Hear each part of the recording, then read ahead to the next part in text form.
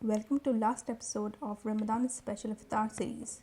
One thing which I ate quite frequently in Ramadan was Papdi Chaat. Sweet and tangy fusion of flavors with added crunch of papri and with creamy curd makes it a pure delight for chaat lovers. It's an appetizer which is a combination of sweet, savory and spicy flavors.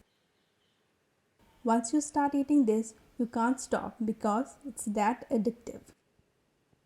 First layer boiled chickpeas and diced boiled potatoes.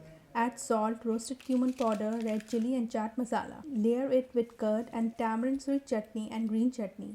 Then top it with papri. I like to add crushed papri. If you like whole, that's totally up to you. Layer again with curd and chutney and garnish with pomegranate and enjoy. Thank you so much for showing love on my iftar series and stay tuned for upcoming delightful Eid recipes.